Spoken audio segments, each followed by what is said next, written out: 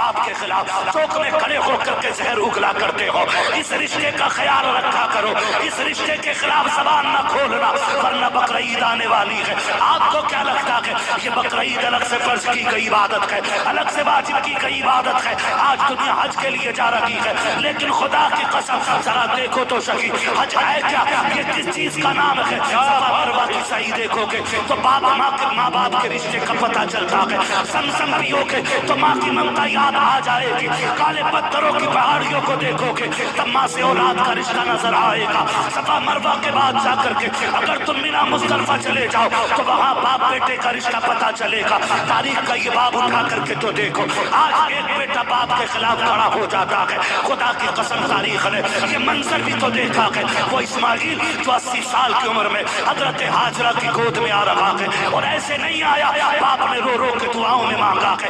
اسماعیل چاند سا بیٹا ہے, باپ کو جب ایک بیٹا ملا وہ بھی 80 سال کی عمر میں کرتے رہتے ہیں, بیٹے کو پیار کرتے رہتے ہیں. فرشتوں میں رولا مچ جاتا ہے, مالک بتا تو صحیح یہ تو تیرا خلیل ہے لیکن یہ بے اولاد سے پیار کر رہا ہے, اسے بیٹا کیا مل گیا ہے؟ یہ تو بیٹے ہی سے پیار کرتا ہے.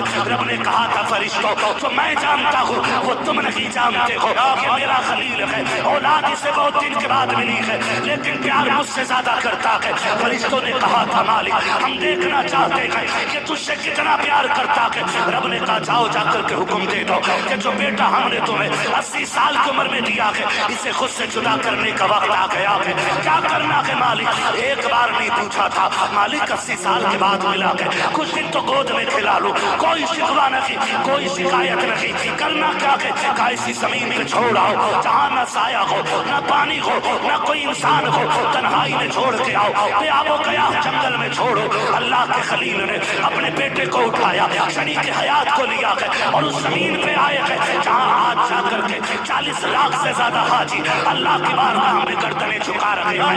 جہاں ایک حرم کے آ کر کے ایک لباس پہنا ہے, سب کے سفید کپڑے ہیں, سب کی بولی بھی ایک ہے, سب کا طریقہ بھی ایک ہے. میں پوچھنا چاہتا ہوں آج ہم نے محلوں میں ٹیمیں بنا دی ہیں, مسجدوں میں گروہ بنا دیے ہیں, دین کے کاموں کے اندر ہم نے دیواریں کھڑی کر دی ہیں. بھول گئے رب کے اس سبق کو, اس نے پوری دنیا کے لوگوں کو بلا کے حرم میں ایک لباس پہنایا, ایک زبان میں لبیک اللہم لبیک کی صدائیں دلوائی ہیں.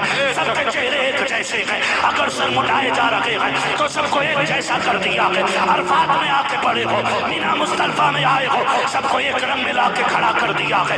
سب کی ایک صدا ہے, مالک بتا تو صحیح کام زمانے کو بتانا چاہتے ہیں. ہمارے دین کو ہلکے میں مت لینا, اگر اس دین کا جلوہ دیکھنا ہے حرم میں آ کے دیکھ لینا, پتے پانی نہ ہو جائے تو محمد کا رب نہ.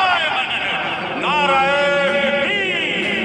نعرہ مسلک اعلیٰ حضرت علامہ مفتی حماد رضا صاحب قبلہ. ہاں جی, اللہ نے ایک رنگ کے کپڑوں میں کھڑا کر دیا.